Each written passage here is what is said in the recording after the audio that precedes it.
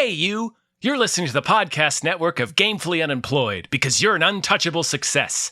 To support us and gain access to great exclusive shows like our brand new Supernatural watch-along Himboos, head over to patreon.com/gamefullyunemployed. You'll also get your lucky little mitts on hundreds of episodes of our other exclusive shows like Tom and Jeff Watch Batman, Star Trek The Next Futurama, Spiel Boys, and the complete series of Fox Mulder is a Maniac. We do movie nights, game streaming, regular mini-series and surprise shows, and you can even commission your own podcast about anything you want, within reason. You have nothing to lose and everything to gain by heading to patreon.com/gamefullyunemployed. That's patreon.com/GAMEFULLY unemployed.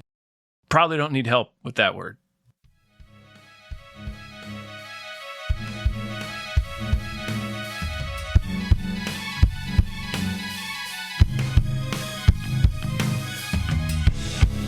Hypecast mit Tom Reimann und David Bell.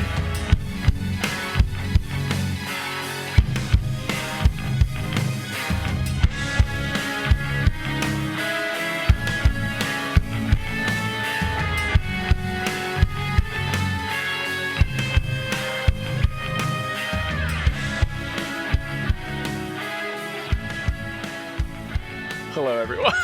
Hello! We're on the episode of Hypecast! Hypecast. The show where we get hyped about stuff and things. I'm your co-host, Tom Ryman. I'm your other co-host, David Bell. And I'm Rich Kuras. I don't know if my internet is lagging or not. Oh, Rich! Hey! Oh, bad time to be lagging. Or perfect time to be lagging. Yeah. How are you? I think I'm doing fine, but this lag is really, I just see Dave just smiling, and I really appreciate the smile. It's a wonderful smile. Oh, no. You're coming in fine now. Yeah, we're seeing you now. You're coming in loud and clear. Well, welcome.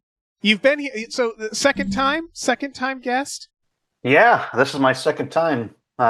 Thanks for having me back. I really appreciate it. Always good to see such funny people on a lagging Zoom.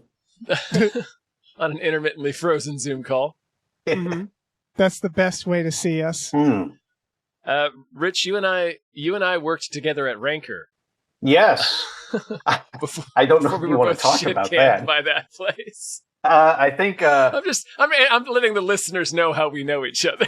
Context. I think it's my one of my proudest moments. I hired Tom, and then after I left the company, I think Tom went scorched earth, and it was one of my raised fists. Like, yes, nice. Yeah.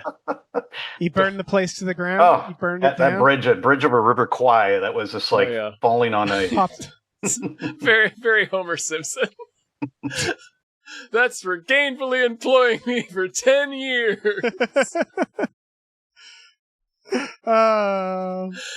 Thanks for being on, man. No, thank you. It was one of the best phone calls I ever had, listening to someone I love going through that play-by-play of what happened and how he doused the whole place with gas and just lit it up, and figuratively speaking, of course. But yeah, my respect is what that earns. Respect.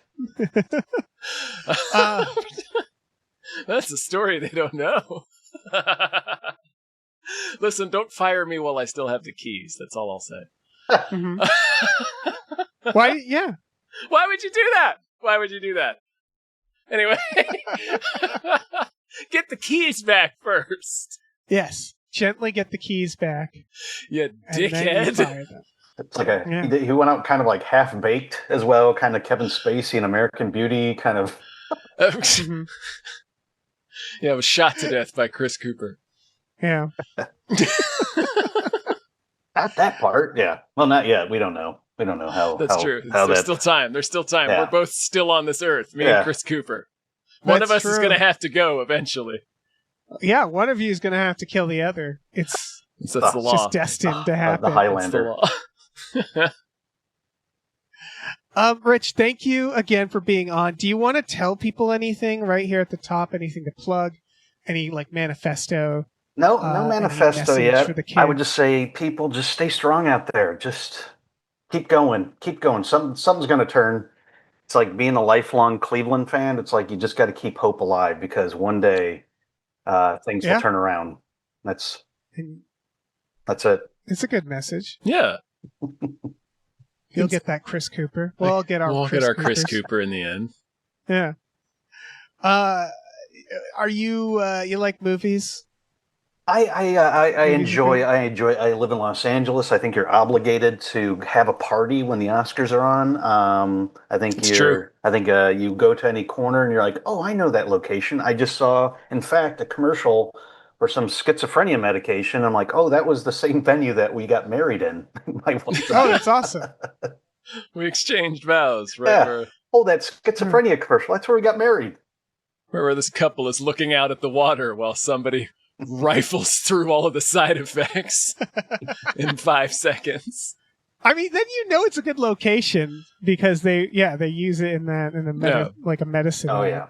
Okay. First thing I did when I came to LA was I went to like the Twin Pines Mall. I went to like the ditch in Terminator 2 where the truck goes off. I was so delighted by that stuff. Was that we made that pilgrimage too, Dave, you and I. Oh yeah. It's not. I forget. It's Haven first and something else. So it's in the valley. Yeah. It was a drive. Like I think we were in the car for an hour. Twin Pines is a drive. That's the Puente Hills mall, which is now like I believe like a dead mall, which is sad. It was fairly dead when we went there. Yeah, and not many malls are thriving right now. Yeah. No. The Burger King is still there, but Doc Brown's house is not. No. Well, Doc Brown's original house is still in Pasadena. Right, his the garage, one that burnt down. The garage that Marty skates out of past the Burger King. That's not there. No. Anyway, this is all real important stuff. It's kind of important. Apparently, the house in my neighborhood around the corner, there was a house that was used in Devil in the Blue Dress. So. Oh, right. Yeah. There's also in Pasadena, the Halloween hedge is still there, which is surprising because it's a hedge. Hedges feel like they can be torn down easily, but the Haddonfield Street from Halloween is the craziest one that we saw because that's the one that is just flat out you turn off of, it's like right off of Hollywood Boulevard or some shit. It's off of like Sunset, and it's like this you just turn big off of city. Los Angeles as fuck, and then you turn down the side street and it's just Haddonfield. Like it looks exactly like it does in the movie. It's crazy. That's like the craziest one we saw. The most jarring one, rather. Well, we have a bunch of movies to talk about. Some big trailers from less big trailers. But first we have to thank some producers, our wonderful producers who make this all happen. Yes. Big thank you to @NerdNumber says, check out MikeSlater.com for amazing Babylon 5 takes. Thank you. Thank you to Zero Charisma. Thank you so much. Thank you to 2001 A Space McNulty Odyssey. Thank you. Thank you to AJ. Thanks. Thank you to Andrew How Presents. Andrew and Andrew watch Twin Peaks. Thank you. Thank you to Andrew McGuire likes how Tom says Sasquatch. Sasquatch. Thank you to As Long As I Got My Suit and Kai. Thank you. And thank you to Asking Seven. Thanks. All right, let me jump in here. It'll help. Do it.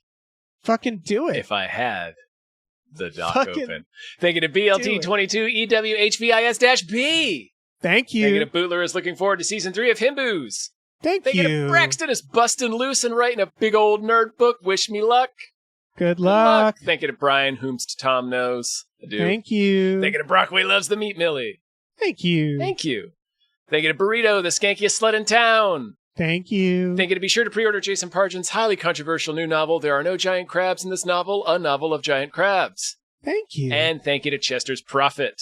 Thank you. Thank you so much. Yes, thank you. Calling out Brockway Loves the Meat Millies. I believe they sent us a message about our Once Were Warriors podcast, did they not? Yeah, I believe so. It was, yeah. So thanks for that. We should hit them back for that. Absolutely. I hit them back. Oh, right. I hit them back. Trailers. It's fine. Trailers. The Odyssey, folks. The big trailer. It's funny to me is that like this is I don't know what I mean by this is that like Christopher Nolan movies, like their trailers exist in my mind as teasers. Like I guess it's because I don't really like he's one of the few filmmakers who's gotten away with like everybody sort of just being on board. It's like that was what was so funny about Oppenheimer was like, oh yeah, fucking serious biopic. let's fill the theaters, baby. Let's go. He's a Stephen King, everybody right? just accepts it. Right. You hardly need to know anything. It's just his name sells it. Yeah. It's an interesting thing because I have a buddy who writes for trailers, and Christopher Nolan films were some of the films that they would never get a cut. They would only get pieces of it. Some they were able to watch through the whole thing and kind of create a narrative, but Christopher Nolan movies, they never gave them, they only gave them bits and pieces. Interesting. Yeah. Yeah, I mean, I'm surprised. I'm surprised they even go that far outside to make them. Yeah. To make the trailers. Yeah. This looks fun. Yeah. Robert Pattinson has like a line of like, you need a new daddy or something. What did he say? They're really focusing on like a sniveling bastard or something. Yeah. It's like you're really crying over a daddy you never even met. I'm gonna be your new daddy. I'm gonna bone Anne Hathaway. They're really. This is a very R-Pats heavy trailer focusing on him. I love what a shit he is. Oh yeah, it's the Eric Roberts from the Armand Assante version. This is the Eric Roberts role.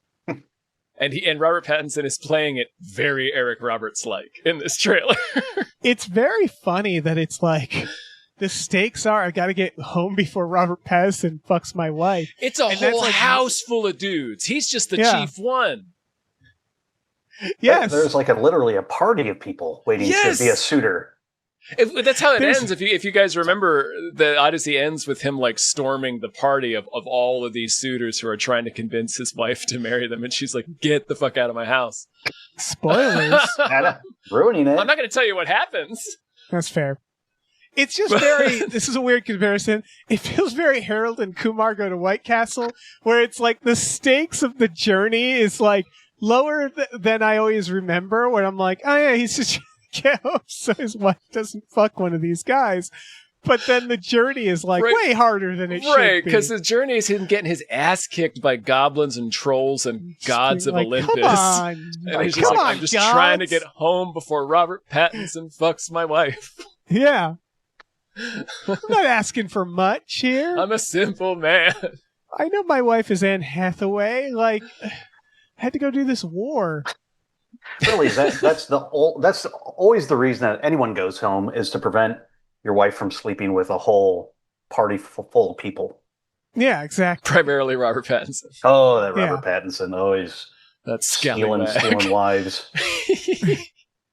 This is, we had been wondering aloud, like, because Nolan has been like pretty grounded in his movies, not completely. I like The Prestige is like kind of, there's magic in The Prestige. That's the biggest like one, they dress it up as science, but like this is straight up like there's like sea monsters. Yeah, he shows us and shit. He shows us the giants, and then the Cyclops even eats a dude at the very end of the trailer. So I'm pretty excited about that actually, because big whirlpools. Yeah, I love whirlpools. Get Poseidon in there. My hot take is that this is going to be an amazing thing to watch in theaters, and then a terrible thing to watch at like 2 p.m. with the curtains open in your living room, because it's all to say it looks dark. Not totally. Visually, it's just dark as shit. Yeah. And it's one that's like, once it comes to like streaming, there's going to be like, people should see this in theaters is my point. Like, this is going to be worthwhile in theaters, because the difference between that and then like trying to watch it at home, this dark ass movie where I'm guessing people will be like very quiet and then very loud and then very quiet. It's one of those where it's like, unless you have the best home theater in the world, it's going to be like somewhat repellent. Maybe that's part of his strategy, is that's how he lights it, so people have to see it in the theater. He does it on purpose.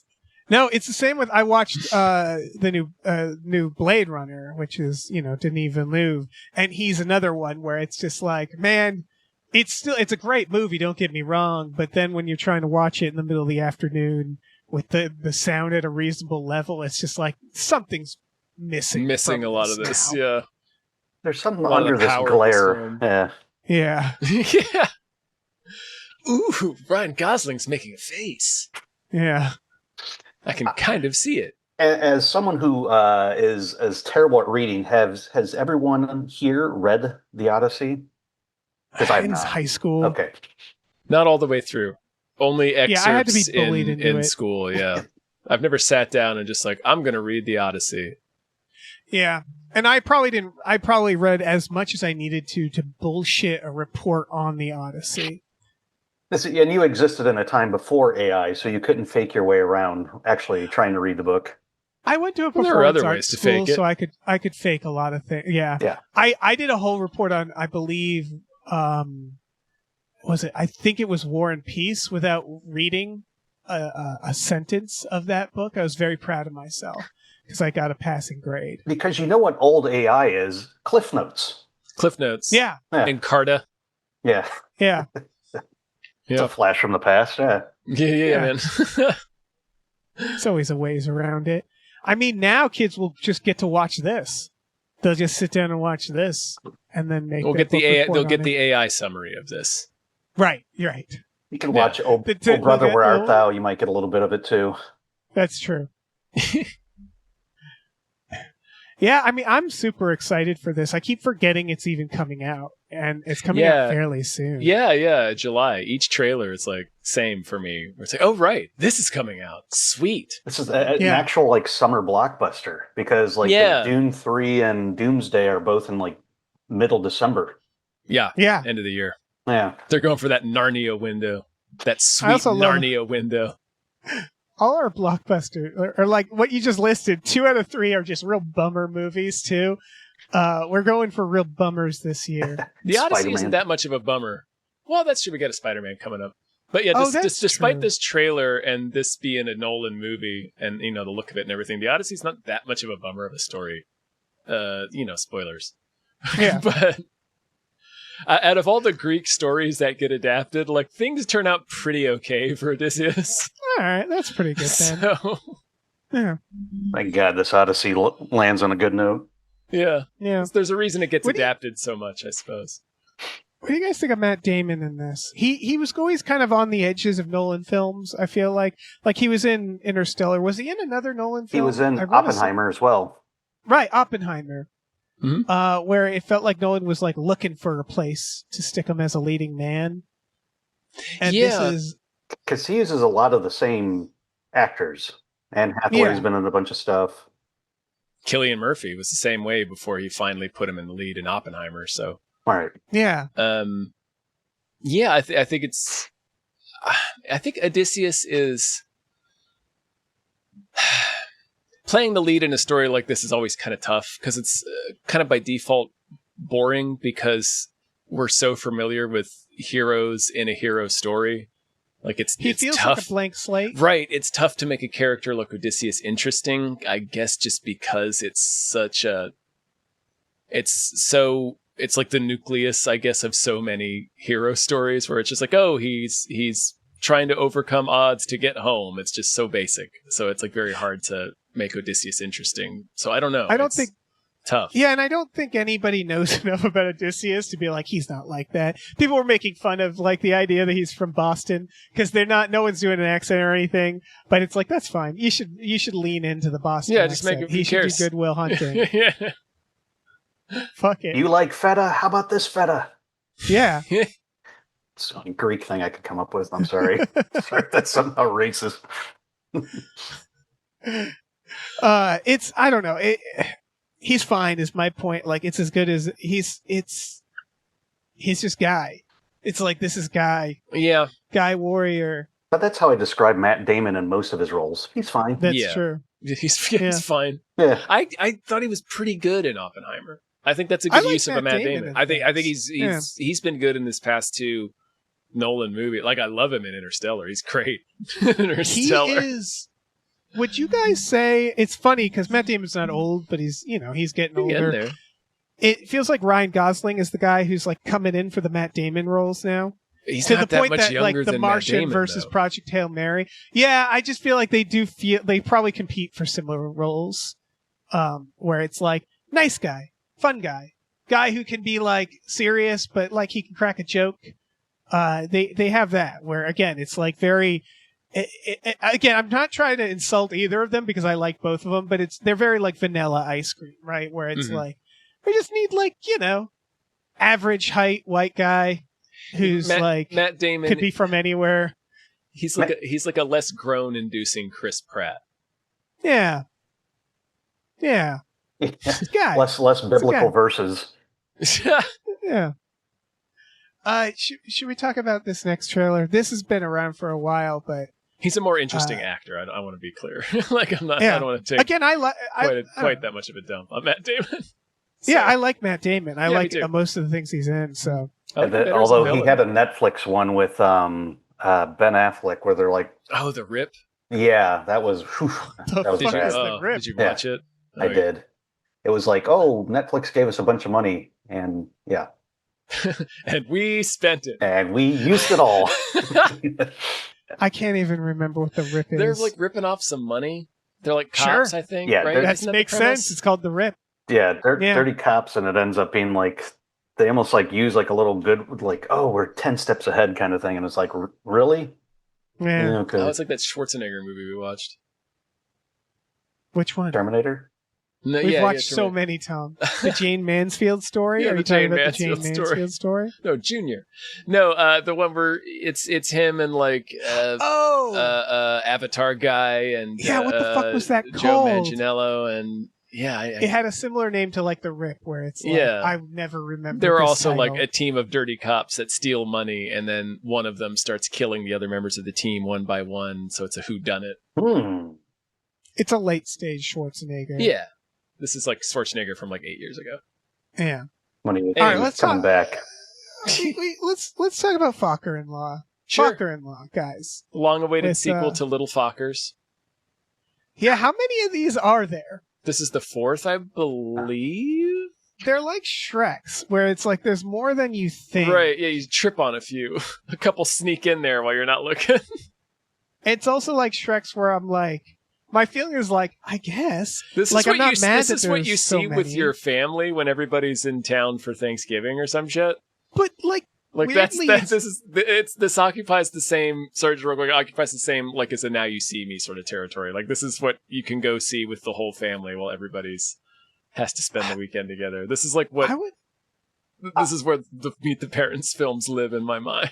Like how? I guess. Yeah. Like how much money do they need? Like how much are they getting for this? Because it's like, I mean, not to say De Niro doesn't do bad movies, but it's like, oh, they have such a good cast. They have Owen Wilson and Ben Stiller and it's everybody. Yeah, all the OGs. But like, I know De Niro lost a lot of money, with Nobu when COVID hit. Like, is he still trying to recoup that or something?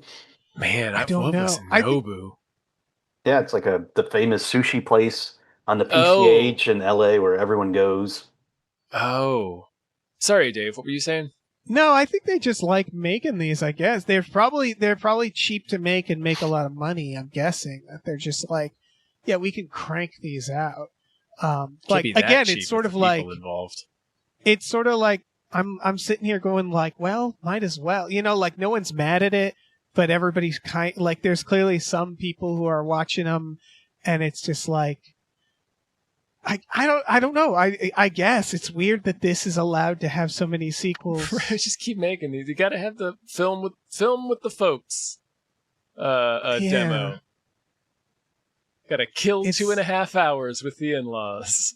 But I think isn't it? It's like a little more risque than something you necessarily want to watch. A little bit, but I mean, it's still never. It's a little bit, but never like. There's never full nudity or anything like that. It never gets like super blue or anything. It's always like just racy enough to make grandma go like, oh my. Yeah. There's nothing that's going to make you embarrassed to be sitting next to your in-laws being on, oh my God, I can't believe they're showing this right now. And I have to sit next to my in-laws and have them and me not react to it. Right. It's not like seeing a history of violence with your mom. It's that's Blake. Mm-hmm. It's wild that they've gotten so much mileage out of their name. Sounds like fucker. Like they love that. They really love it. They've ridden that thing into the ground, man. Yeah. And since the second one, it's no longer Meet the Parents. You'd think it'd be called Meet the Parents or like a variation of that, but they decided to hone in on the Fockers. And then the Fockers. Where, it's Meet the Parents, Meet the Fockers, Little Fockers, Focker-In-Law. I think this is the Air Bud titling sequence, right? Where it goes like, Air Bud, and then like to Air Buddies, and like I think there's something else now where it's like it's like this weird like word association where it just slowly becomes like I want them to hone on the law for the next one and do like a lawyer thing or like this law just keep fuckers deviating. Yeah. Until like number 7 is just called like the Odyssey or something, where it's like we've completely replaced all the words. It's like in First the titles. Blood. Yeah. We've strayed so far from Meet the Parents, which was a remake, right? That's the thing. It's like Emo Phillips was like a producer of like this kind of indie version of the movie. No shit. I didn't know about that. Yeah, and then he like owned the rights, and so he helped basically them do the reboot essentially, and then it became they changed a few things around. Like Emo Phillips did the soundtrack in the original, it's like a '92 version. Wow, is he still attached to this? Like, does he getting secretly really rich? Yeah, he might have some producer credit in there, you know, because that first one made a shitload of money. Yeah. I haven't checked his IMDb to see if he has credits on that. I'm assuming he does. Yeah. Oh, emo, man.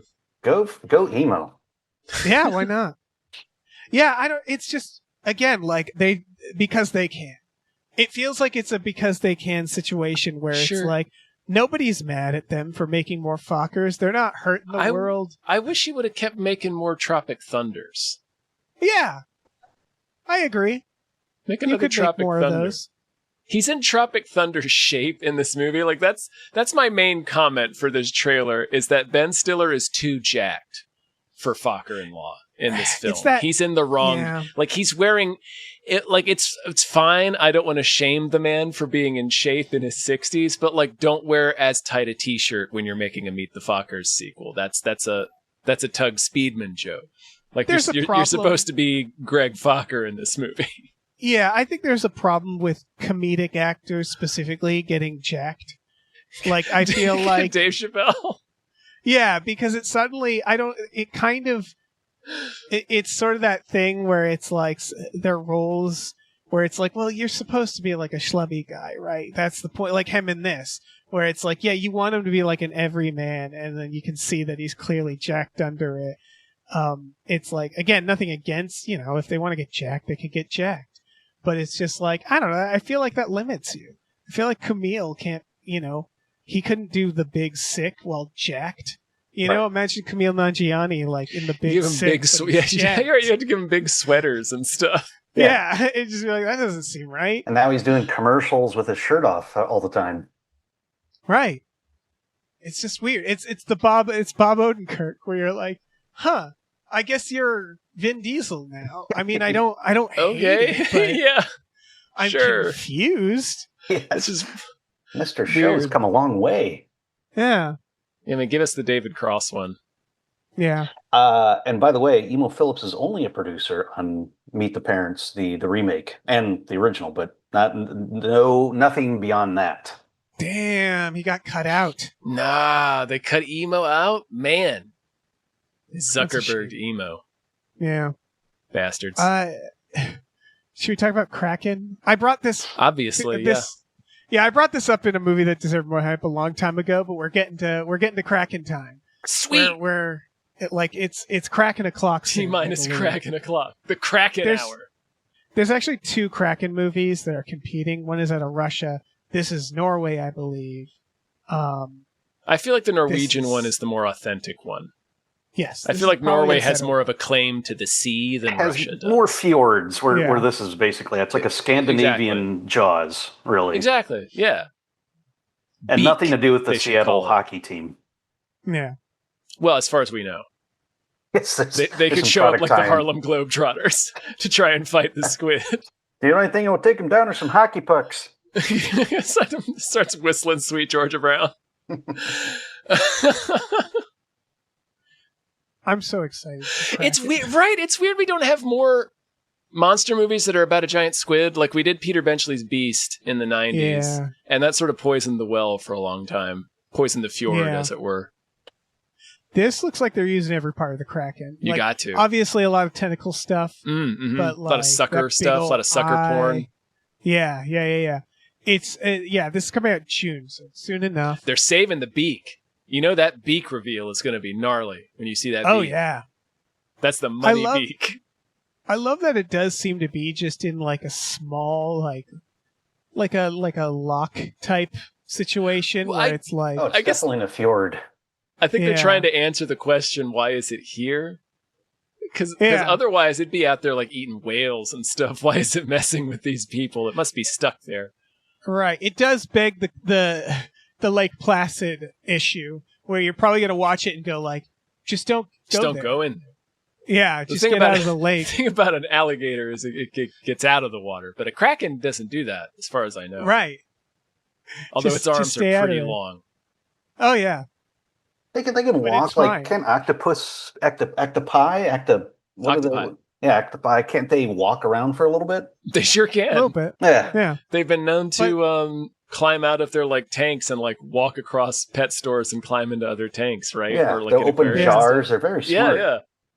They're sharp little fuckers. Yeah. But we don't know if this Kraken's smart. We don't know what this Kraken's about. Yeah. I would assume being an octopus, after watching My Friend the Octopus, where I stopped eating octopus for some time because that movie touched me so much, but this might make me eat it again. You got over it? Yeah. You decided it's too delicious. I don't care. Yeah. I don't care how much that octopus touched me. I'm still going to eat it. And could you guys locate Norway on a map? I get close. It's part of the fingers. I get close. It's I always knew them as like the fingers up there, the dangly fingers. It's Norway and Sweden and Finland and the other one. It's Norway, Finland, and Sweden. Yeah. And then there's another Denmark. One. Denmark. Oh, Denmark is on the opposite side. It's on the other side. I made the motion with my hand. Listeners can't see, but I didn't make a geographical error. I made the motion. Yeah. Norway has started to have like a film industry, which is interesting. There was that movie The Wave and like that guy and like was the Stellan Skarsgård the one that was that Norwegian? Yeah, I want to just like Scandinavian, like that whole area, because there's also the the Troll Hunter. Yeah. They're cracking. They're like cranking out like these weirdly like a Detective lot of like Hole. Let the Right One In. What about that one? Is that? Oh yeah. Yeah. It's just funny with this and the Troll and the Wave, where it's like they're doing a lot of like '90s blockbusters, but as these like smaller indies. And I was like, I did not know you could do that. That's great. Like, I love it. It's funny that's like a smaller indie now. Yeah, it is. Anyway, this looks like fun. I'm gonna watch the shit out of this. We'll probably watch this on a Friday. It'll be on streaming in June as well. Like, I think they're not going to do like a wide release. Nah, you got to get the Kraken to the people. Yeah. Speaking of things that I assume are going to be on streaming, Pitfall. I was so excited for the same reason I think you all were, where I was like, we're finally making a Pitfall movie. Pitfall based Harry. on the game. Gonna cash his check at long last. Yeah. But no, sadly, this is like a horror movie where when it was presented as a horror movie, I was like, is it just going to be it's wrong watch turn. Out for pits? It's wrong turn Wolf Creek, right? It's like some maniac has dug a bunch of pitfall traps and then he's also just like hunting them. It's like Predator, but a guy. He needs to be hunting them is my point, because otherwise it's just people walking carefully in the woods. Yeah. Randy Couture, the wrestler, that's who I think the bad guy is. Oh, that would be rad. That's who I mean, he's in the movie. Oh, then you're right. He must be Pitfall Harry, yeah. It's not a bad setup in the trailer. They have one of them fall into a pit in the beginning and get stuck on a spike, and they have to find this person and get them out. Or at least it seems that way from the trailer. So I guess like that's the scenario that they're in. So that's like, why are we stuck here with this crazy murderer? Yeah, this looks like we're doing it. We're making a slasher movie, and I have to point out that the director, he's been doing like kind of asylum type movies, but boy, I like his style. He did Airplane versus Volcano, and I'm like, well, yeah. Well, I think the Volcano's going to win. More. And he also did Hang Jurassic on, Galaxy. we don't know everything yet. Let's get all the details. The plane could come in. How high is the airplane flying? Right, exactly. What's the wind direction? Right, if it's not near the volcano, that one's easy too. What kind of a contest is it? Is it a jumping jacks contest? Because the plane's got the edge. But he also did Jurassic Galaxy, which, again, is like, fuck Jurassic World. Again, say no more. Yeah. You guys got a lot of good ideas. He's like coming up with RoboCop level titles. I also just looked up one of his movies, Damn Sharks. Now, when I heard that title, Damn Sharks, I thought like, okay, there's like sharks by a dam. According to the synopsis, it's about sharks using human bodies to build dams. And I'm like, God, way to go the extra fucking mile. Holy shit. It's got Jason London in it. This is wow. One of the London twins? From Dazed and Confused? Yeah. Oh, wow. All right. We'll have to watch that. Yeah. All right. We'll have to watch this director's entire filmography, Dave. Yeah, and it makes me think Pitfall is probably going to be a lot of fun, honestly, where it's like, this is probably going to get real fucking weird or creative. Well, the vibe kind of was like, for lack of a better comparison, Little Green Room, if you remember that one. Yeah. I love Green Room. Yeah. That's what the kind of reminded me of just at the beginning, but, you know. No, for sure, yeah, because it's like survival horror, and it's really focusing on how, the trailer anyway, focuses on how intense the violence is, supposedly, and it looks pretty gnarly. They're pretty explicit about, like, hey, this is going to be some gory shit right here. And I believe I recognized the guy from Final Destination, Dave.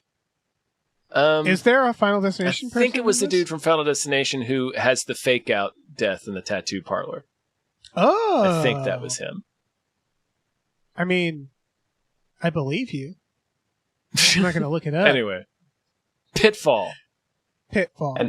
And by the way, that just makes is it a sad state of affairs when you automatically assume now that something comes out that it is just going to be based off a video game before, like, I know. 15 years ago, you'd be like, Pitfall, okay, this sounds interesting. Now it's like, oh, is this the video game? 15 years ago, people were like, yeah, obviously it's not Pitfall Harry. Nobody would make that movie. No one would be dumb enough to do that. Yeah. I'm genuinely surprised they didn't just grab the rights, because it does feel like it'd be cheap. It's like, Indiana Jones, but real cheap. Yeah. So we have next is Tony, a biopic about the tiger, the breakfast mascot. Yeah. That's great. Yeah. No, this is Anthony Bourdain. Anthony Bourdain biopic. I have a lot of mixed feelings of this movie. Yeah. I am same. all biopicked out. Yep. I like Anthony Bourdain. Same. But I'm like, even watching this, I'm like, it's just him like learning to be a cook. And it's like, I worked in a kitchen. It's a lot of people work in kitchens. It's not special. I did then go, is that fucking Cape Cod? And then I learned that I'm from Massachusetts. I vacation to Cape Cod every summer. And so, like, there's a certain amount of like, oh shit, that is absolutely Cape Cod. And it takes place in Cape Cod. But the bigger thing I learned about this movie I wanted to share is the director, Matt Johnson, did Nirvana, the band, the show, the movie that everybody has been loving. He also did a movie called Operation Avalanche, which I believe was a fascinating film where it's a found footage movie about that pretends to fake. It's a found footage movie about faking the moon landing. What makes it interesting is that he shot it by going to NASA, claiming he was making a documentary and recording all this footage and then digitally altering it to make it look like the 60s. And NASA, I believe, got mad at him for doing this. But it's like such a weird way to make a movie. It's an interesting director is my point. I think I feel the same way where it's like, love A24, love Anthony Bourdain. I love Dominic Sessa. I think that's his name. He was in The Holdovers. I love that movie. Yeah, I love The Holdovers. But this is like, I don't like it. I mean, it's acting like, I'm a writer. I'm not a cook. It's like, no, Tony. I read Kitchen Confidential. He went to CIA, the Culinary Institute of America. So it's not like he's like, I'm just trying to cook. It's like, no, you were professionally trained. So It's Right. it's just like I'm like I don't need this. I've got parts unknown I can watch again. Yeah, exactly. It does that. That's the thing that bumped me too, because echoing everything you guys said. With additionally, like the performances seem good. Like Dominic Sessa, the performance seems good in the trailer, and Antonio Banderas as his mentor, whom we haven't mentioned yet, also says like, oh wow, fucking Antonio Banderas, and this like. Divorced of Anthony Bourdain, this might be a drama that I'd just be interested in, just because it looks like, a human drama that seems compelling in that way, about this dude thinking his life is going in one direction and then finding this relationship that changed. It's a blah blah blah.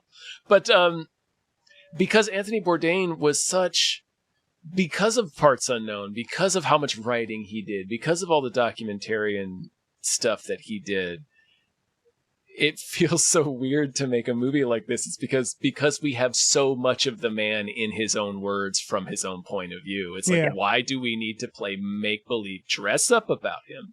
And apparently he's credited as a writer on this, so I'm guessing it's based off of stuff he wrote. Yeah. Which, he talks about, the first time I had an oyster, he mentions that. Then, years later, he goes back and feels disillusioned by tasting an oyster again. It's like, and I think it's like no one's going to write as well, at least I feel in this sense, better than Anthony Bourdain. He was he was a great writer, like very compelling writer. Yeah.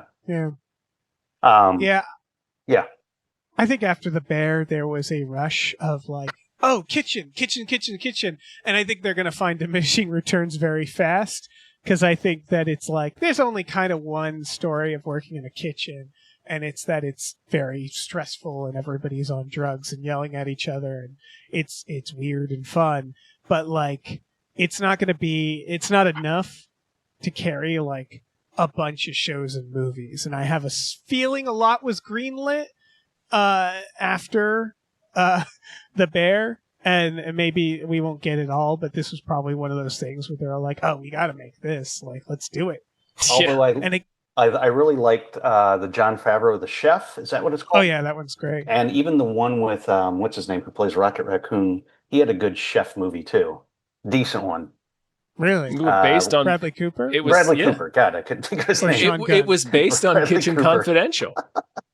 Oh, okay. Like he did, it was a series, I think. They made it into a series. And it only lasted for like half of a season, I think, or something. I'm remembering only part of the details, but yeah, that's the Bradley Cooper one. Like he made an adaptation of Kitchen Confidential. And if I can be a Hollywood story again, how this place ties in all the time. So I love A24, as probably all of us do. And I was walking in my neighborhood with my dog, and I saw this guy. He had A24 socks on. I'm like, oh wow, I love A24. And we just start talking, and I'm like, I just talked about how I just watched the Talking Heads Stop Making Sense, which they had re-released.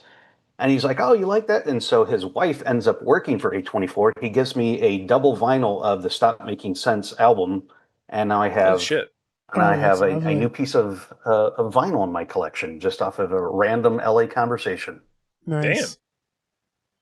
Damn. I love free stuff. And free stuff, yeah. It's pretty rad. Yeah. Free Talking Head vinyls. I don't know.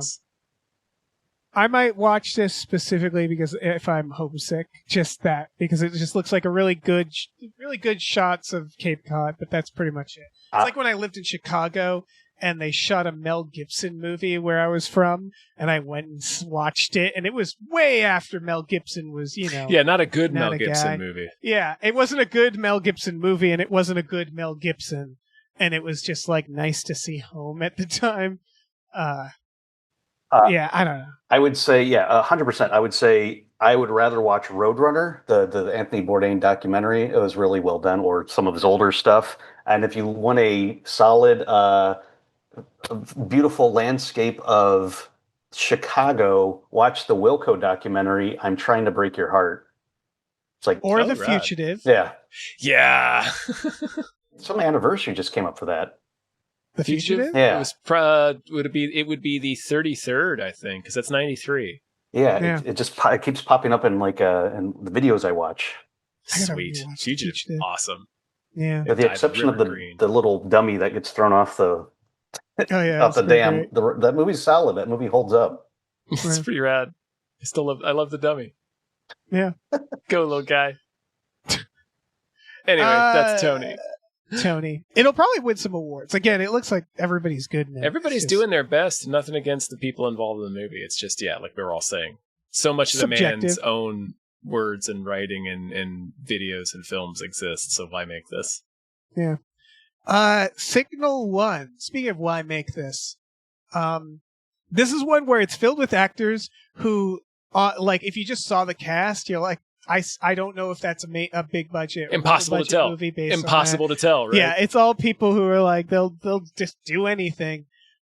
This is Disclosure Day. I don't think they meant to do it the same time as Disclosure Day, but it's like a low budget, like we're going to this rich island and there's like a signal and like everybody, like the government. It's an alien signal. Yeah. Disclosure Day meets Epstein Island. Yes, it really felt like Epstein Island. David Thewlis is Epstein in this little fucking Teen Titans tower listening for aliens. There is no telling if this movie's good or not. It's impossible to tell because you start out with Dennis Quaid. Okay. Talking to the orphan. You're like, oh, okay, still impossible to tell. Then Josh Hutcherson. It's like, okay, still impossible to tell. Then David Thewlis. Some great things. Okay, still impossible to tell. David Thewlis, famously not in the best movies. Like it's just, it could be anything. Yeah, all of these people have been in big hits and not so big hits. Yeah.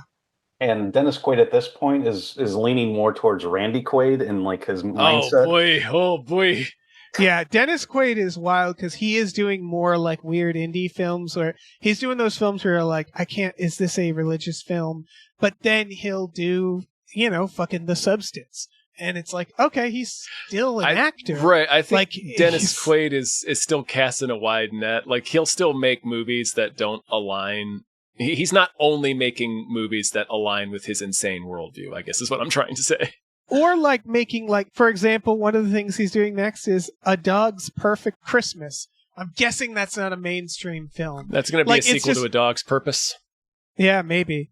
It's just like that like where it shoots back and forth from it's the I'll do anything, it feels like. And that sometimes means like big budget, prominent films. And sometimes it means like that wings on a wing and a prayer. Wings Media. Like, yeah. And then sometimes it's playing Reagan. Although Reagan has a surprising amount of people in it, although they all kind of are the people you'd expect to be in the Reagan movie. James Woods. I saw that movie. Spencer Pratt. Yeah, you did that see movie. That is 2 hours and 20 minutes long. Jesus Christ. I watched it. What a punishment. What a punishment. Especially now. Especially now. Anyway, Signal 1. Fucking whatever. What's a good Dennis Quaid film? Like he's Jaws been 3D. Frequency. Actually, Frequency's not bad. It has 2 fucking maniacs in it, though. Boy, oh boy. Yeah. I just rewatched Inner Space. Inner Space. Yes. He's Martin great Short. in Inner Space. In Good Company, I liked. Yeah. In Good Company is good. Yeah, I enjoyed that movie. He's great in The Substance. He's although great in The Substance. It was supposed to be Ray Liotta, which you're like, oh, I can see that too. I can see that too. I almost like Quaid better because Quaid is slimier. Yeah. Liotta's more acidic. Like Liotta feels more dangerous. Like in the way, scarier. Yeah, he's scarier. Like he's more menacing. The way Dennis Quaid plays it in The Substance is he's just a slimeball piece of shit, and you hate him. He's like the lawyer from he played in Traffic, kind of slimy. Yeah. Yes, I forgot he was in Traffic. I like him in The Intruder, even though that movie's fine. Oh, he's a delight in that. I kind of love The Intruder. Yeah, that's a good use of a Quaid. See, he'll still make, like, he's still an actor. Like, I think he'll still make movies that aren't necessarily MAGA horseshit. Yeah, it's that thing it's where just there's he's also making a lot of MAGA horseshit right now. Yeah, the content for Fox. Yeah. Right. There's like your Sorbos where it's like, I don't think you ever were a talented actor. Not enough. And then you have your he charmed us all as Hercules. He could have, but he's not charming enough for us to be like, to look the other way. And also I think he's only, anyway, I interrupted you. But then you have your Quaids and your Voights where it's like, you are right wing and like are kind of a maniac, but you're also an accomplished actor.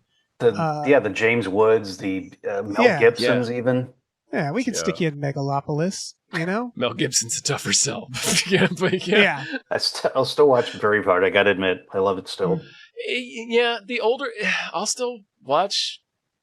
I've watched the Lethal Weapon movies within the past few years. I've watched Braveheart within the past few years. I've watched Apocalypto recently because for a long time you can watch it anywhere, and then within the last couple of years it finally came to streaming. And that movie's pretty decent, in my opinion. I think for me, he's been completely spoiled. There's just one movie that has been always left standing for me. Maverick. Yes, it's Maverick. Maverick's the only one where it's Maverick's like untouchable. It's too good. Yeah. James Garner, Jodie Foster. It's just too good. The William Goldman screenplay, get Graham Greene in there. You got everybody, all these charming little guest roles. And it's just a charming fucking little film. Maverick is. Speaking of charming little films, The Christophers is our next one. This is real, like, watch with your grandma in the indie theater vibes. Oh yeah, this is old people catnip. This is a Steven Soderbergh film written by Ed Solomon, who was one of the writers of Bill and Ted and also Men in Black, among other things. Yes. So this is probably going to be pretty good. And nothing it looks good. Oh, sorry, nothing feels Soderbergh about it. You know, there's no kind of cool camera angles or clever editing or, you know. In a way, that's kind of Soderbergh, though, too. Yeah, right? I was going to say, his movies. Yeah, sometimes it's what he's up to, where he's just like, I'm going to make a movie that you can't see me in. Sorry. He's kind of a Rob Reiner, where, like, you'll sit down and watch, like, Aaron Brockovich, and then you'll be like, Soderbergh? Really? Like, in the credits? Where it's just like, he'll just suddenly show up, like, as the director of a movie that you're like, really? Like, all right, like, sure. Yeah, like a Richard Donner. Yeah, where it's like a Scanner Darkly and then this, you know? Although it's just like... Soderbergh does tend toward a certain style and tone more so than like a Donner or a... Also, he didn't do Scanner Darkly, for the record. I just realized that's... No, that's Linklater, isn't it? Linklater. I don't know why. Is that the Rotoscope one or whatever? Yeah. I like that movie with Alex Jones. But he did do Aaron Brockovich, and then Traffic, and then Ocean's 11. Ocean's 11, and what was the one where it was like the NASCAR version, like Ocean's 7-Eleven? Logan Lucky. Yeah, I like that. That was enjoyable too. And he took the Adam Driver's racing suit from that, and he will. If you don't know this about Soderbergh, listeners, he will conduct interviews. He wears fanciful outfits. Like he's a guy who likes wearing costumes. If you've ever seen pictures of him at premieres and stuff, he'll often be wearing like a prop costume from one of his movies or something, and he wears the suit from Logan Lucky a lot. He'll wear it like during interviews and stuff. Like he's that type of eccentric. It's a thing that I didn't know about him until a few years ago. It's also free clothing. Yeah, you know, it's just kind of like a that little scamp Soderbergh with his costumes. Yeah. But this movie, along with Tony, are going to be like, we're going to see it, I think, at the Oscars. This feels like we're going for an Oscar, folks. It's Ian McKellen. Michaela Cole. He's an old artist who's going to probably die soon, and he has these old paintings, this old series of unfinished paintings called the Christophers that he wants to get rid of and destroy because he abandoned them. Michaela Cole has been hired by James Corden to steal them and finish them, basically forge the rest of the painting and sell them off as authentic Ian McKellens. But in the course of trying to steal the paintings, they become friends, and it's a real pickle. Mm-hmm. Yeah. Looks like a real movie is going to happen. Oh, yeah. But it looks charming. It's very charming. It's coming from Neon, which I do believe is now there being like, we're fucking A24 now, motherfuckers. Like, we're coming in. Like, Neon is quickly becoming where it's like when you see that A24 logo, same feeling I get from Neon now, where I'm like, oh, good movie. Here comes a good movie. So, I don't know. I'm excited for this. I hope I get to watch it. It's one where it's like, could very easily pass me by. But I bet if I watched it, I would really enjoy it. Oh man, what did I just see recently of Neon? It was the John Malkovich where he's a musician. The girl from Beef or the Bear is in it. Man. Malkovich is slippery. Like I haven't kept track of like him. that. I think that's right. Oh, I think that's right. It's like a horror movie, right? Yeah, it turns into one, and it was like The Menu meets like Midsummer is how it described it. Interesting. Yeah, and it's like, okay. Opus. Yeah, it didn't get a lot of buzz. I still wanted to watch it based off the trailer. That's one completely passed me by. Yeah, I think I remember us covering it. Yeah. Anyway, that's the Christophers. Yeah. And we covered this last week, but now we have the full trailer for Evil Dead Burn. Sure. Evil Dead Burn. Boing. I wish they didn't show what was going to happen with the lady in the car. No, well, I didn't care about that. The fucking dishwasher, because something was going to happen at the beginning. I didn't need to see what was going to happen in the trailer.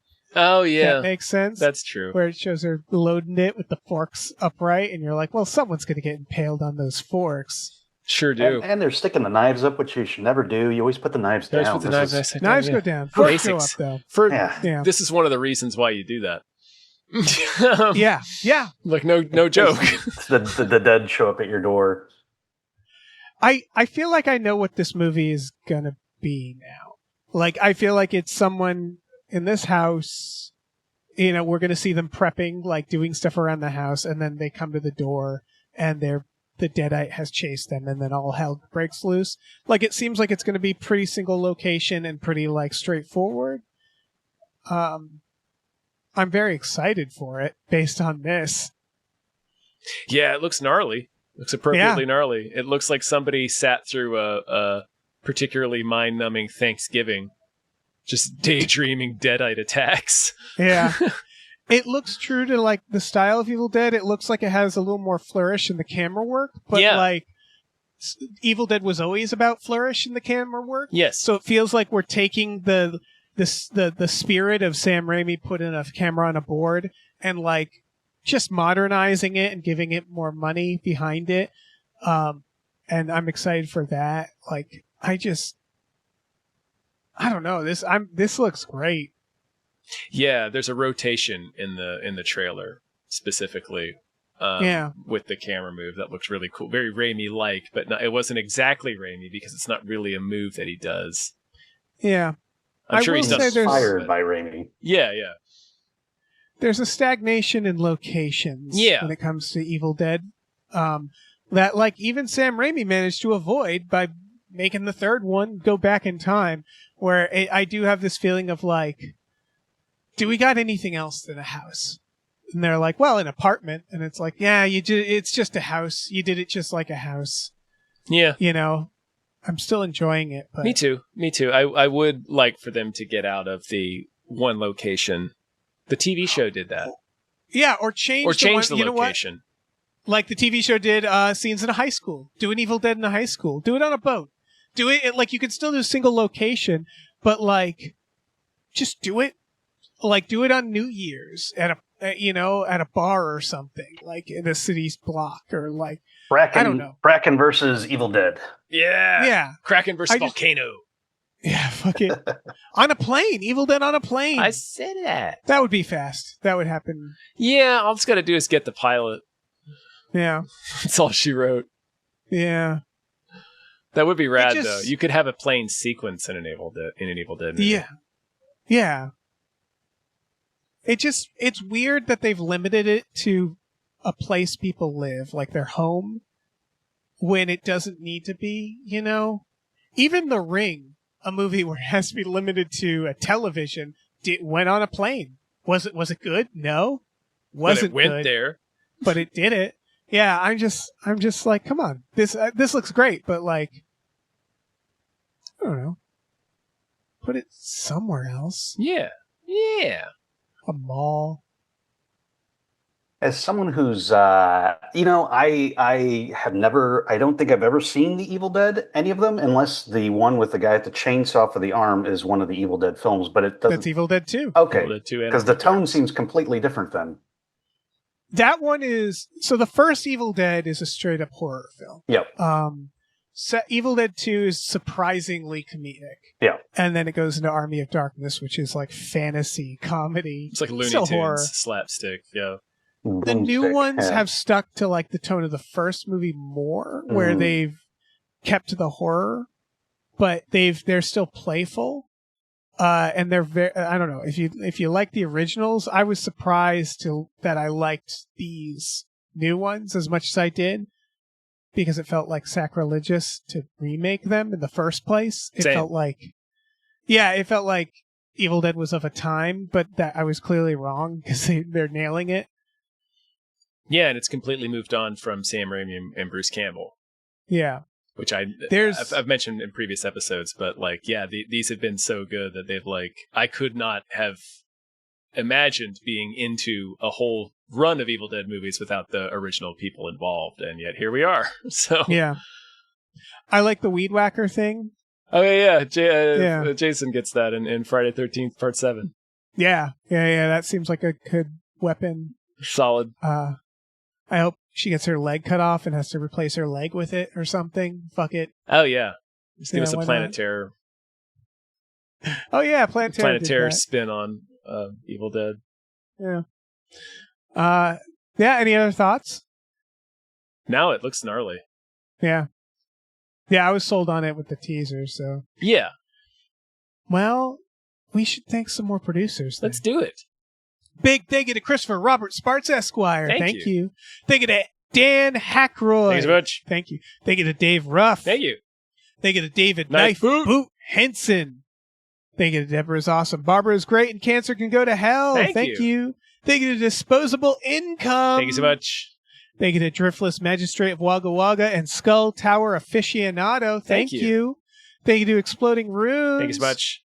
Thank you to Fat Todd's Chocolate Hug. Thank you. Thank you to Funky J Mostly Comes Out at Night. Mostly. Thank you. And thank you to Happy Ed Classic. Thank you so much. All right, let me take over. Thank you to Heathcliff's Helping Handfuls. Thank you. Thank you to Highlander Alexa Boy Thompson's Pretty Sweet. Thank you. Thank you to I was quite frankly out of excuses. Thanks. Thank you. I'm not allowed to say that on a podcast. Thank you. Thank you to Joanne, the annoying skeleton. Thank you. Thank you to Lieutenant Frank Drebin, Police Squad. Thanks. Thank you to Look Mime on a podcast. Thank you. Thank you to Mackenzie Fuck Shuffling with Willem Dafoe's confusingly large dick chill. Thank you. Thank you to Mike the Lurker. Thank you. And thank you to my ashwagandha don't want none unless you got puns, son. Thank you.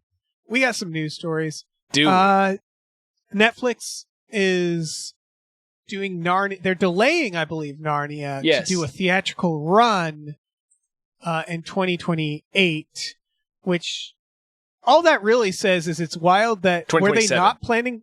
Oh, okay. Were they not planning to do that with Narnia? It's like, put that in theaters. Were they going to just shove that out on streaming and bury it on Netflix? Probably. I don't know. I'm not a pro Netflix. I'm not going to be pro any corporation, I guess. But I do like that. Like, I like the trend of streaming companies now wanting to do theatrical runs. That's the right direction. Yeah, absolutely. That's cool. This is like almost like a bigger thing where it's like I want people to go back to malls. So honestly, I want people to go back to theaters, because I think people have lost the thread of how to be around other people and be social. And I think the magic of going to a movie and having a reaction from a crowd is some of the most memorable things you can have. And it's like, we should be pushing to get people. I mean, A, they make more money, I would assume, by doing this. B, it's just a fun experience. Like, it's the demise of the theater, where it's like, no, this is actually good. Like, going to a mall's not the worst thing sometimes. It's fun. Yeah. And what's weird is this is, again, weird to say, I think Netflix thinks that too, because they've actually been releasing weird malls too. they did these like Netflix experience with like restaurants and little theaters. Like, it's weird to say. I don't really want to like take Netflix side or like act like they're the good guys, but the vibe is Netflix being like, we did this to the world. We have to bring people back out there. Yeah. Like, it's like, I'm glad they're doing their part, I guess, because they're the reason. It's like they're greenwashing movies. Yeah. Yeah. But yeah, I think everybody, it's the same with like physical media, right? Where it's like they made more money doing it.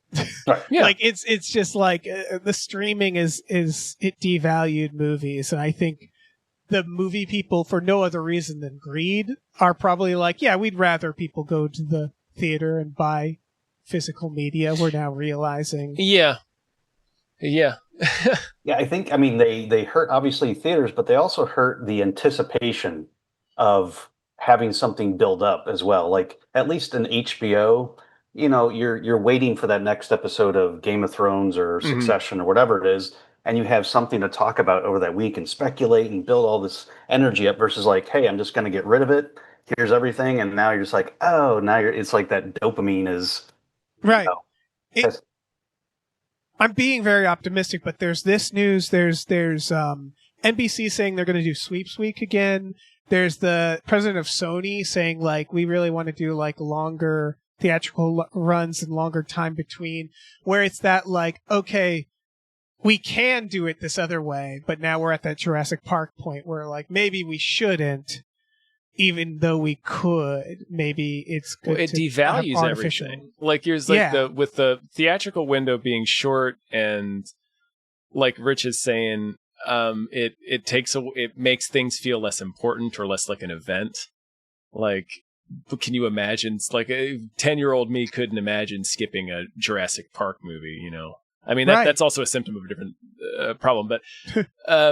But yeah, so like letting movies. Releasing them in a theater and actually letting them play for a while. Like, I'm reading, the plan here is to put this Narnia film out in February, and then it's going to stream in April. Okay. So, I mean, that's not a huge window, but 2 months. Bigger than it was. Yeah, it has been. Yeah. It's like they have to slowly, like, shock people, like, get people back into... Because I think entertainment should be, like, kind of tactile, and I think, like, I know young people who collect records, you know, like... where it's like, and it's that, like, I think everybody kind of gravitates towards wanting to own a physical copy or own a book, and like digitizing all of entertainment has kind of, we realized we could do it, but I think everybody's kind of realizing that it's just collapses everything. It drove everything into like three pockets.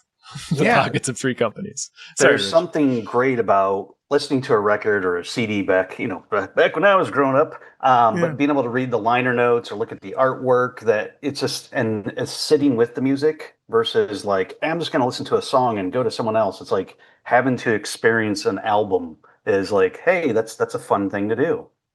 Right. And it just feels like everybody's kind of, realizing, I just suspect it probably made them money in the short run to do it this other way, but I think they're seeing that like the long run, it's very bad. It's short-term gains based on devaluing your own product, as gross as it is to call movies and film and everything a product, but it's what they're selling, and they devalue it by doing it, by releasing it like this, by cutting the bottom lines down so much, and everything basically that's been done.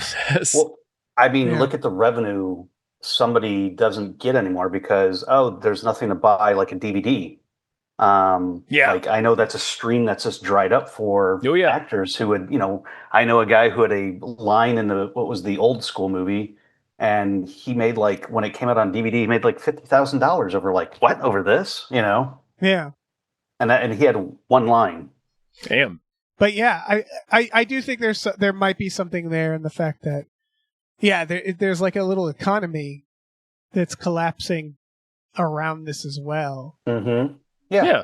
You got to spread everything out more. There's a reason. Anyway. No, Yeah. I mean, I have the vinyl we mentioned earlier, but I'm actually considering getting like a CD player again and getting a new DVD player because it is like, I like that experience. Yeah. Yeah. I still have all of my old discs and stuff, my CDs and whatnot. Yeah, mine are just in a Case Logic, like a big Case Logic. With those big wallets. Oh, yeah, exactly. That'll keep it safe from scratching, and they're all fucking obliterated in there. Like one loose piece of sand from the beach inside a CD wallet. Every disc in there is destroyed. It's over. Yeah. There is more news. More news is there's a new Long Legs movie coming out in 2028. Bit of a surprise. Yeah, so obviously I was like, I feel like Longlegs said all it needed to say. Yeah. But I can see almost like an anthology where it's like we follow, what's her name? Michael Monroe's. The detective character? I suppose so. Yeah. Like you could do like another adventure, although, I mean, I don't want to spoil Longlegs. It didn't really serve that idea either. Like the story in Longlegs is unique to her. She's not just like on a case, you know what I mean? Right. It's like trying to do a Seven movie where like Brad Pitt's on the next case and you're like, well, that doesn't make sense. Yep. I could see maybe a prequel. I don't know. Yeah, they have a good idea for it. How would you go back to being a cop after you found your fiance or wife's head in a box? I mean, really, where do you go from there? Yeah. You stay with being a cop or do you... Spoilers for Seven. Well, it's been a few years. But yeah, I liked Long Legs a lot. Yeah. Yeah, weird pick for, I don't know. Well, I don't know. I'm trying to think of way. It's a weird one because I'm racking my brain. Like I think like maybe a prequel about like Nicolas Cage or something like that. Maybe. I could see something there. Or maybe just the general vibe or some of the lore that is in the background of Long Legs, maybe. I don't know. Yeah. It's a creepy ass movie. Yeah. Did you see Long Legs, Rich? I've not seen Long Legs. I'm probably confusing it with Slender Man in my head because I'm like, did it get into like this kind of That's a shame. It's not Slender Man. Yeah. But it's if you like Silence of the Lambs or the X-Files or like I see. It's very much around that vibe of like I think it takes place in the 90s. It's like serial killer, occult. It's Osgood Perkins, Anthony Perkins' son, who's been killing it with his horror films lately. Pun intended. Yep. So I don't know. It's I'm glad. I don't even know if he's attached to this. If he's not, then I'm probably way less interested, I'd say, because I'm really liking his vibe. So if he has an idea for another Long Legs, let him do it, Speaking of sequels, reboots, we're getting a new Blair Witch. A reboot with the original cast and crew as producers, meaning that they'll have some say in it, but obviously I don't think they're in it. That would kind of be weird. Also, it looks like it's just the two dudes and not Heather Donahue. I remember at least in interviews where she was kind of like hired onto it more than everybody else, but I don't know that for sure. There was just an interview with her, like, talking about her experience getting hired into it and then going in the woods and then going like, I hope this isn't a snuff film. Like, it only then occurring to her of like, this was a mistake. Like, I should have done this. But this is barely a movie. I don't know for sure. I know that the original cast kind of got fucked over. They got like a Napoleon Dynamite situation, right? Where the movie blew up and they didn't get any of that. Any of that sweet cheddar. Super Troopers, same way. Same thing. Yeah.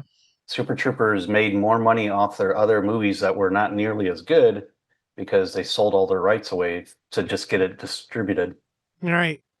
In this case, I'm like, there's really just the one Blair Witch, right? That like we needed to make, and pretty much. I didn't mind that sequel.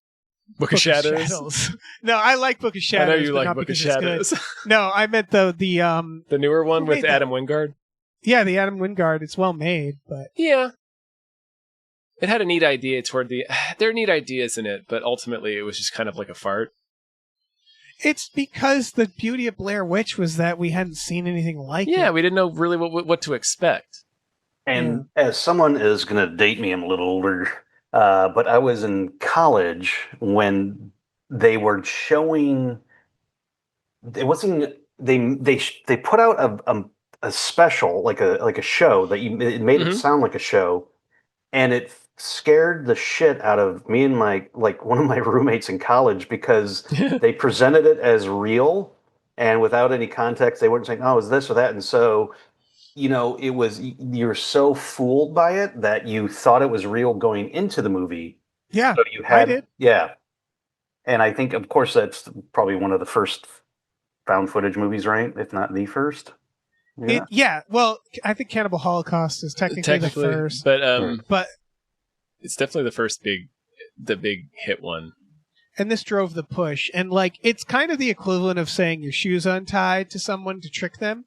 Yep. You can only kind of do it once. Yep. And then Hollywood proceeded to do it 60 more times. And that's the thing with found footage is they're fun. I like a lot of them, and they're a cheap way to make a horror movie.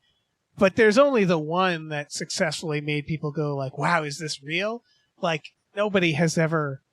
And Blair Witch as a property, really, that was what made it unique more than the lore of this witch, you know, where it's I don't really care about that. Yeah, I cared because it was so creepy. Yeah, it was a cool idea. It was a fun idea. Yeah, I think I don't know if this is considered found footage, but I think Paranormal Activity is the one that successfully made sequels that were the other ones were kind of scary, not as scary as the first one, but did a respectable job at kind of not dragging it down or being this is an eye roll. There's a couple of them I was oh, this is actually well done. But Blair Witch is kind of a one and done. Yeah. Paranormal Activity, God, what a gold mine. Way to make money off of a movie that's 30% people sleeping. Filming people sleeping. Yeah, it's wild. People love it, and I get why. It's fun. They're fun to watch. Movies. Yeah. For the most part, they get pretty. After the fourth one, they get pretty stinky.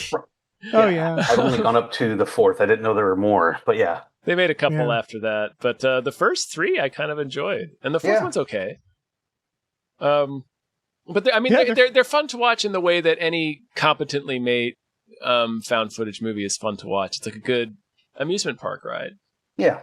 Yeah. It does what a good horror movie should do, where it's you don't see what's coming after you, the vulnerability. That definitely triggers something. Yeah, and that was a great movie going experience with a crowd. I remember because Paranormal Activity, they're kind of showing the days or how many days they've been there, something like that. Yeah, it's a long time. Yeah. Actually, interestingly, I had the opposite experience with Paranormal Activity too. I saw that movie in a completely empty theater because it was the middle of the day and I had to get my car worked on, and I didn't have anybody to drive me home or anything. There was nothing for me to do while I was waiting for it. So I just went to see a movie in the middle of the day, and that was playing. Nobody else in the theater. And that might be the scariest experience I've had seeing a movie in the theater, because it was a gigantic auditorium, and I was the only person in there. Yeah. And so much of that movie is just sitting watching these images of people who aren't aware that they're being spied on. And I'm am I fucking being spied on right now by a goddamn poltergeist? Nice. But I just remember whatever it is, day 30 or something, it's the fifth kind of beat that they have. And by that point, the whole audience is oh God, what are you doing? Why are you still in the house? Yeah, what are you doing? You jabroni. Get out. So yeah, Blair Witch. Blair Witch. Sure. Why not? Yeah. Let's thank some more producers. Let's do it. All right. Big thank you to Norm from Cheers. Thank you. Also, big thank you to Norm from Cheers. Undying love for Ridley Scott's Kingdom of Heaven. Thank you so much. Thank you to Oh Shit, It's Candyman. Thank you. Thank you to Numino Ultramicroscopic Silico Volcano Coniosis Anti-Disestablishment Terranism Jones. Thank you. Thank you. Thank you to Rev MD. Thank you so much. Thank you to Ricky Cilantro. Thank you. Thank you to Robert. Thank you. Thank you to Rosemary's Baby from Eraserhead. Thanks. Thank you to Screaming Horse Pyramid. Thank you. Thank you to Sorry Cop, world's most laughable centrist. Thank you. Thank you to Steven. Thank you. Thank you to Sweet Keel, likes the way Tom says pretty sweet. Thank you. Thank you. Let me jump in here. Thank you to Encircled by Ravages of the Scourge. Zombie battle is hard work.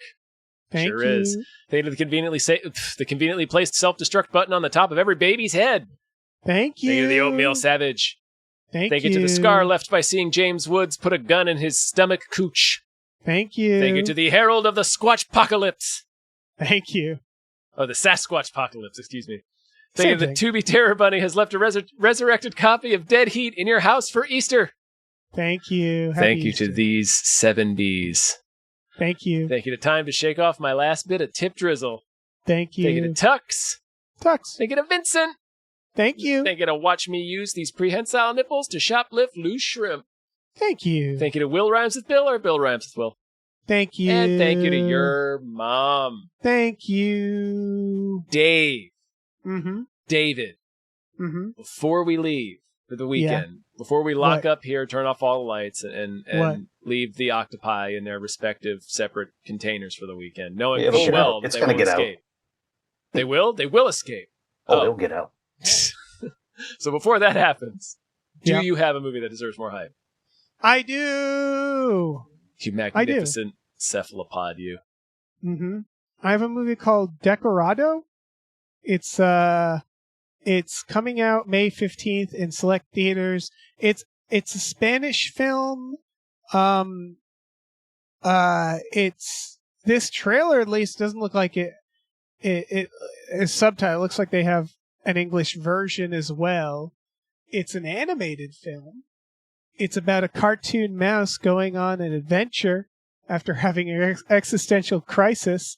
And it's for adults. I should note that. It's very adult. It's like a beaten down cartoon mouse living in like the world we live in, who thinks that maybe it's all like an illusion, life. I'm guessing they don't say that. They say like something causes this. I'm guessing he sees a live action thing is my guess, but I don't know what it actually is. There's not that many reviews yet, but they're positive. This one compares it to The Truman Show meets Watership Down meets They Live. But again, as a cartoon, it just looks really like, again, it's like weirdly bleak, but it's all like adorable animated cartoon animals going on this adventure. It's not as bleak as like a Meet the Feebles, for the record.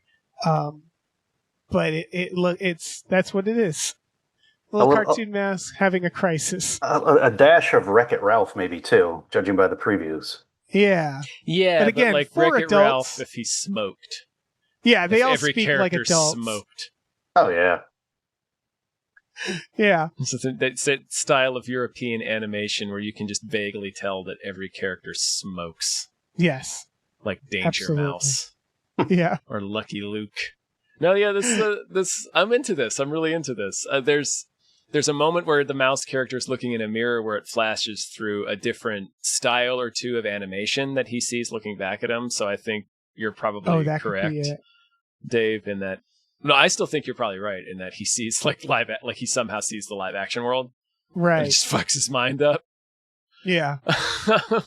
It's a funny idea. Yeah. Like, again, mouse having existential crisis and then going on like the kind of adventure you'd see in a kid's film. Like a Wind of the Willows. Like there's a wise, terrifying owl that throws him on a nest of mouse bones. I'm like, not Wind of the Willows. This is Secret and M. This is Secret and M. Yeah. It says something horrifying about like the world is a stage, but with the most horrifying like actors or something like that. It's like a beautiful stage. It looks just like a little more adult than a Don Bluth. Yeah, not quite Ralph Bakshi territory, but like a little harder than Don Bluth. Yeah. Yeah, because where does like a Watership Down land? Like what? Like because it is a very bleak, very adult themed kind of cartoon, even though it's a children's story. Right? I feel like that's like Don Bluth territory for Watership Down. It's like maybe a little edgier, but not quite. Because, like Secret of NIMH is pretty hard. Like his early movies are pretty hard. Yeah. This also features a reverse merfish in one shot. Shout out to the reverse merfish. Yeah! Fish with what appears to be a human naked bottom. Human legs. So if anybody's into that, you know who you are. You know this movie's for you. Pretty sweet. Yeah. It's like a Dali painting. I'd only add that my only context for Watership Down, I've always heard, the name and everything, but really it's from fan-made videos by the group Aphex Twin, or by the artist Aphex Twin. Oh. Somebody put a Watership Down, but all his videos, the fans make the best. Like there's a song called Roy G. Biv. It's like his fans make the best videos, and this one is like all Watership Down footage, and it's like a very kind of sad song too. With that imagery on it too, it just really compounds it. But yeah, if you have some time on your hands, Aphex Twin fan made videos, excellent. Yeah, watch that. Don't watch Down. Watership Down. I've never seen Watership Down. That's one where I've always been like, no, I'm good.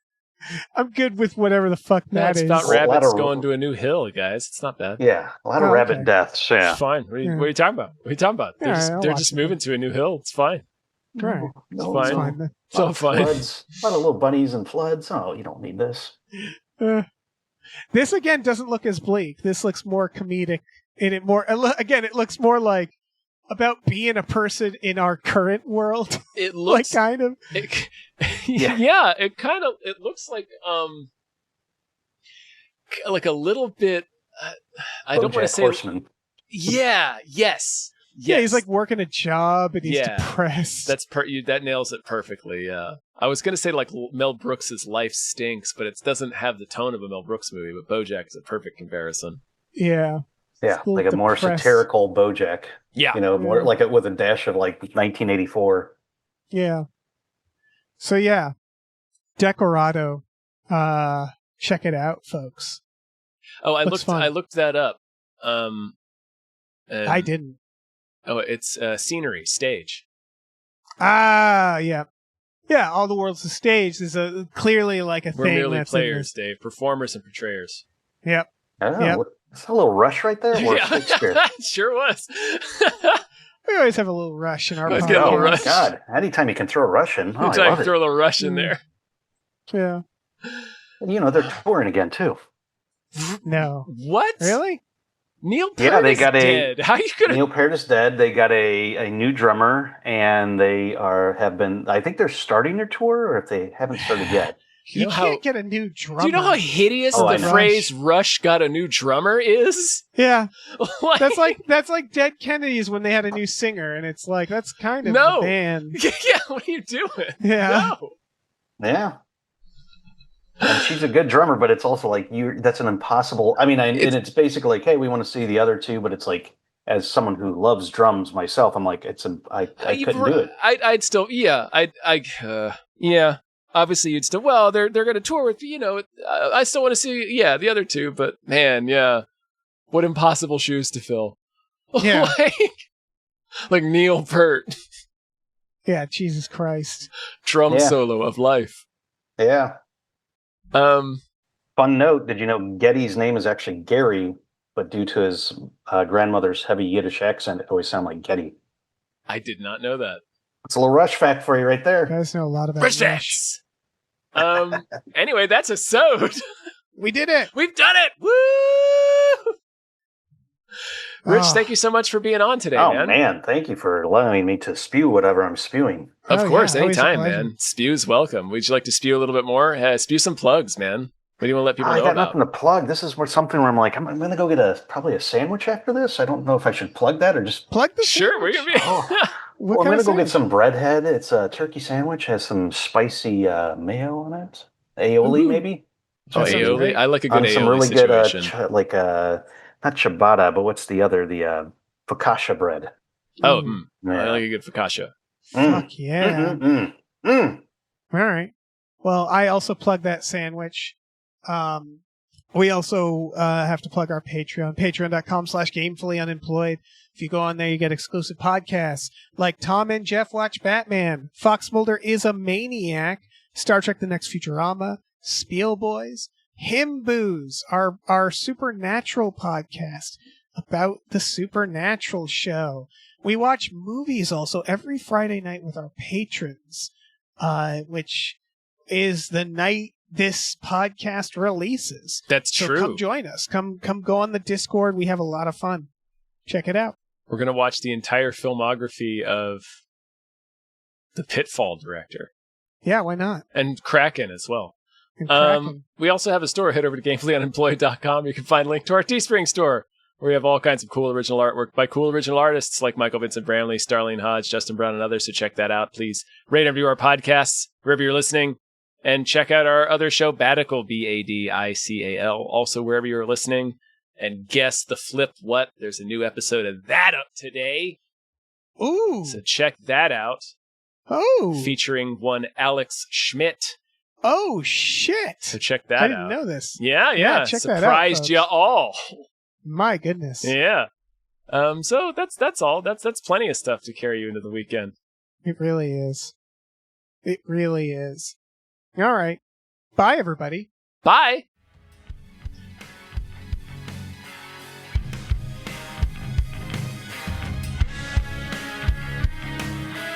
Hey, listen, our music is produced by Chris Corlew.